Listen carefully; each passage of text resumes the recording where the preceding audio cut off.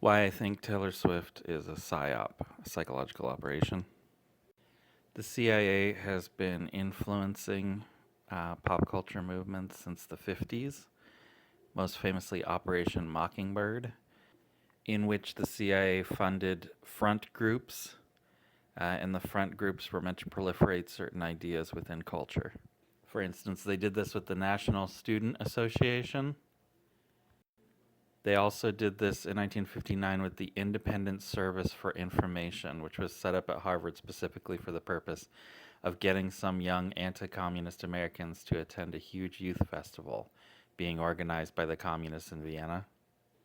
Among the people that attended these meetings were Gloria Steinem, who had just spent a year and a half in India where she befriended Indira Gandhi. There's ample evidence that Gloria Steinem received checks from the CIA. A CIA agent named Ralph McGehee openly stated that the CIA often placed news stories anonymously in news publications to spread false ideas favorable to CIA goals. Stories that the CIA planted might be picked up and further spread by additional newspapers and other third parties in a slightly altered form, or even picked up as news and then rewritten by a journalist. In the mid 1990s, a man named Chase Brandon, an operations officer for the CIA who was assigned to South America, was assigned as a liaison to Hollywood. Brandon's film credits include The Recruit, The Sum of All Fears, Enemy of the State, Bad Company, and In the Company of Spies. He is consulted for television programs including The Agency and Alias. Brandon explained that the agency would not endorse some works, such as Spy Game starring Robert Redford and Brad Pitt. The John M. Olin Foundation was a conservative American grant-making foundation established in 1953 by John M. Olin, president of Olin Industries, chemical and munitions manufacturing plants. It had disbursed over $370 million in funding, primarily to conservative think tanks, media outlets, and law programs and universities. It is most notable for its early support of funding the law and economics movement and the Federalist Society. Point being that there is plenty of money laundered by the CIA. Point being that the intelligence agencies have a hand in American entertainment and want to cajole and cultivate a certain image. When intelligence agencies saw that there would be mass hysteria and also massive amounts of money moved around certain pop artists like the Beatles, they obviously thought that that hysteria could be controlled or created in a controlled environment in which that money could be moved towards independent organizations, towards fronts for the CIA, and towards CIA movements and interests. As of February 2023, about 7.9 million artists on Spotify had fewer than 1,000 monthly listeners, while only 1.8 million had more than 1,000. Popular rapper Snoop Dogg claims he received a payout of less than $45,000 after earning 1 billion streams on Spotify. Taylor Swift alternately made $131 million in royalties from Spotify last year. That's only 1.3% of her 9.7 billion in revenue. Do you really think that Taylor Swift, who has been in the music industry a fraction of the time that Snoop Dogg has, is really miraculously that much more popular than him in terms of Spotify plays and revenue earned? The Carlyle Group, an investment group that has shareholders all over the world, including both Bushes and the Bin Laden family, are major shareholders in Taylor Swift's catalog. I've known hundreds of songwriters. There's no way, no matter how good their little songs were, there's no way in a million years that the Carlyle Group would invest in anybody organically. Much like Obama, and because he's black, people being like, oh, he must be organically voted in change that we seek to see instead of a front for the Council on Foreign Relations, which is what he is. Very similarly, Taylor Swift is treated like, oh no, it's just an organic songbird from freaking Pennsylvania who happens to come up and have the Carlyle Group investing in her catalog. And then she has two versions of her album with the front-facing narrative that she is getting her own money separate from the Carlyle Group mechanism. That is horseshit. They made two versions of her album so that everyone would buy it twice and there'd be twice as much revenue. It's a scam. Does Taylor Swift date another singer-songwriter? No. Does she date someone from Pennsylvania, where she's from? No.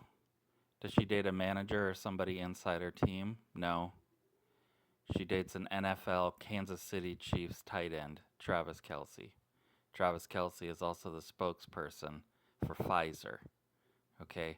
In the new Pfizer ad campaign, he encourages fans to get the updated COVID booster and seasonal flu shots at the same time. Quote, two things at once.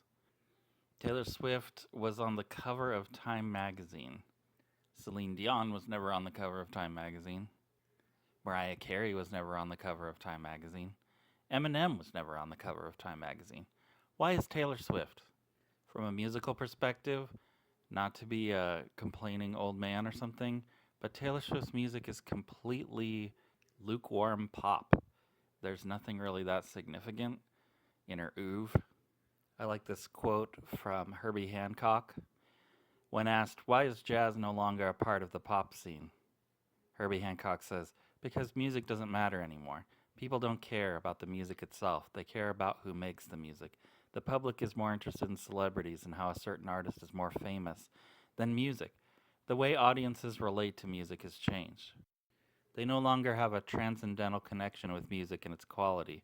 They just want the charm. Jazz does not want to be a part of it. Do you know why? It's not about humility or arrogance, a position. We don't want to be famous, we are underground. None of that. Jazz is about the human soul, not the appearance. Taylor Swift is one of the world's best-selling music artists with estimated global sales of 200 million records. 7 of her albums have opened with over 1 million pure sales in a week. That is just not possible. No flops. She never freaks out like Britney Spears. It's safe to assume that though Britney Spears was groomed from a young age, being in the Mickey Mouse Club and so forth, when faced with that level of fame, she has a little freak out. Madonna had freakouts. Everyone has freakouts, but somehow this girl just fine from birth to now. And if the numbers are to be believed, she's actually bigger than those artists. She's won 14 Grammys, a Primetime Emmy, 40 American Music Awards, 39 Billboard Music Awards, and 23 MTV Video Music Awards. She won the Grammy Award for Album of the Year and MTV Video Music Award for Video of the Year, and Global Recording Artist of the Year 4 times. Are we listening to the same thing when we're listening to Taylor Swift? With Michael Jackson, I can see that Michael Jackson changed and morphed with the times 100 times. Off the Wall is essentially a disco album, and it's super accessible and has good songs on it. And they said, you know, Michael Jackson, you will never do better than Off the Wall. You will never have more than 6 hits on one album. And then he made Thriller. When you listen to Thriller, no matter how you feel about Michael Jackson, you have to admit that there's hella good songs on there. They're catchy, they're dancey, they're accessible, they're about subjects that everyone can relate to. They're creative. They're innovative. What has Taylor Swift done to be remotely in that class? Has Taylor Swift done anything innovative in her whole 14 Grammy winning career? I know that what people are going to automatically say and do if you're critical or disbelieve in the Taylor Swift phenomenon is say you're just some kind of hater and that Taylor Swift is a real female icon because she's just a girl who came up from nothing and her craft is honed so well. Is her craft really honed so well? You listen to these songs and you think these are great ass songs, like you really feel that these songs are that good, that she's that deserving of success. Bjork is one of the most innovative artists ever. And she's got 16 Grammy nominations. Rolling Stone named her the 64th greatest singer and 81st greatest songwriter.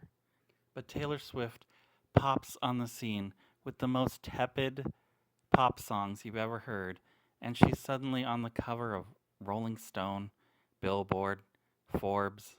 If I watch Truth or Dare, the movie about Madonna, I can see Madonna behind the scenes of her massive organization, which was, by the way, not as large in its heyday as Taylor Swift's is now.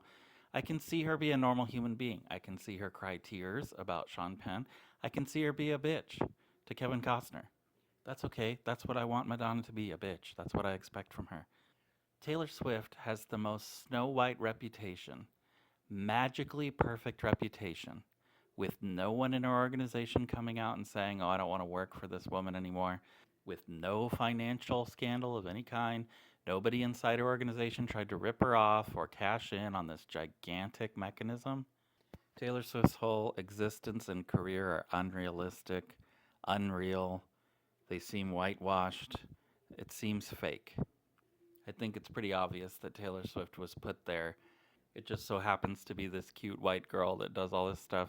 What if she was a big, fat, ugly woman? Would you love her music so much? Are her songs that good that they would translate if she looked like Kathy Bates? Yes, image has mattered in pop music for a long time. Like, yes, people like Madonna use MTV and magazines and pop culture to surf a kind of image centric thing. MTV is not even that powerful anymore. MTV can't even make or break an artist anymore like that. Okay, so how's this girl getting over that hard? She's a psyop.